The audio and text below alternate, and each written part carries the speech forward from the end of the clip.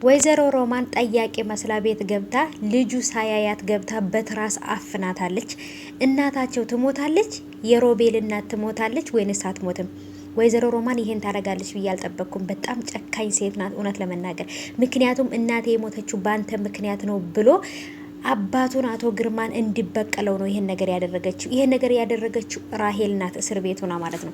ወይዘሮ ሮማን ግን ህይወት አጥፍታ እሷም እንደ ራሄል እስር ቤት መግባቷን አላስታወሰችውም።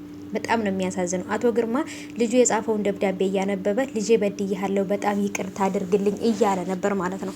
በጣም ነው የሚገርመው። ሰላም ሰላም፣ ውድ የተከበራችሁ የቻናሌ ተከታታዮች እንዴት ናችሁ? ከኔ ጋር ሁሉ ሰላም ነው። ሰላማችሁ ይብዛልኝ ባላችሁበት ውድ ቤተሰቦቼ። ለቻናሌ አዲስ ከሆናችሁ ሰብስክራይብ አድርጋችሁ ቤተሰቡን ነባሮች እንኳን በሰላም መጣችሁ ብያለሁ። የተወዳጁ የጽናት ድራማ በተለመደው ሰዓት ተለቋል።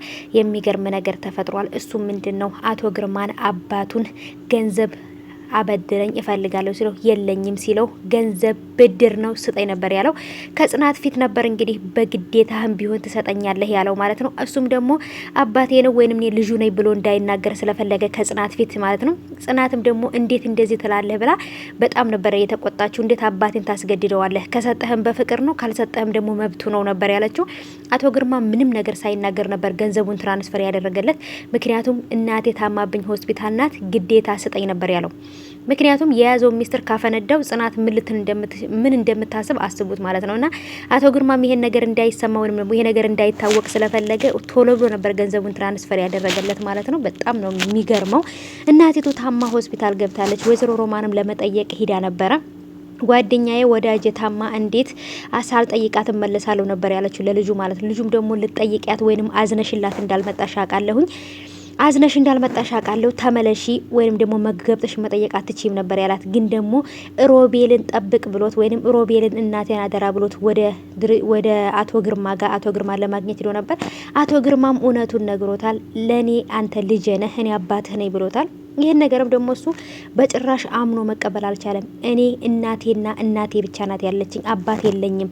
በጭራሽ አንተ አባቴ ልትሆንም አትችልም። ይህን ነገር ከፊት ለፊት እንዳታወራ ነበር ያለው። ምክንያቱም ያለው ነገር ወይንም ደግሞ የተፈጠረ ያለው ነገር በጭራሽ ይሄን ነገር እንዲያስብ አያደርገውም።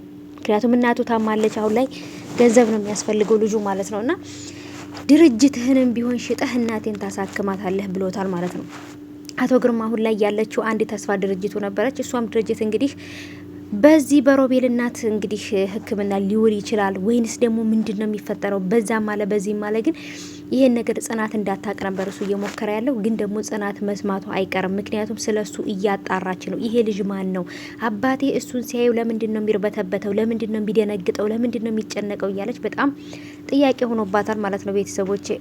ምክንያቱም አቶ ግርማ ልጁን ሲያየው ሁልጊዜም ይጨነቃል፣ ይደነግጣል። በጣም ነው እንትን የሚለው እና ልጁ እንደሆነ ሙሉ ለሙሉ አውቋል ማለት ነው። ግን ደግሞ ዛሬ ላይ ልጄ ነህ ብሎ ነግሮታል። በጣም ነው የደነገጥኩት እኔ የእውነት ራሱ ልጄ ነህ ብሎ መናገሩን ራሱ ማመን አልቻልኩም ቤተሰቦች። ምክንያቱም ልጄ ነህ ብሎ ይነግረዋል ብዬ አልጠበቅኩም ነበር ማለት ነው። ብቻ ግን ይሄን ነገርም ደግሞ አቶ ግርማ ልጁ እንደሆነ ስላወቀና ስለነገረው ደስ ብሎኛል። ግን ልጁ በፍጹም እናቱን ካላሳከመለት መቼም ቢሆን ይቅር ይለዋል ብዬ አላስብም። እናቱን ቢያሳክምላት ራሱ ልጁ ይቅር የሚለው አይደለም። እናቲቱ እንደታመመች ወንድምየው ደውሎ ሲነግረው ሰውነቱ አቅሙ ነበር የከዳው። ምክንያቱም እናታቸው ለነሱ ብላ በጣም ብዙ መስዋዕት ከፍላለች፣ በጣም ታማለች፣ ተጎድታለች። አሁን ግን ሆስፒታል ውስጥ ሮቤል ከፍቅረኛው ጋር ከጽናት ጓደኛ ጋር እያወራ ወይዘሮ ሮማን ገብታ በትራስ አፍና ገላታለች። እንግዲህ ከዛን ከወጣች በኋላ ማን እንደገደላት አይታወቅም። በጣም ከባድ ነገር ይፈጠራል ብያለሁ በቀጣይ ክፍል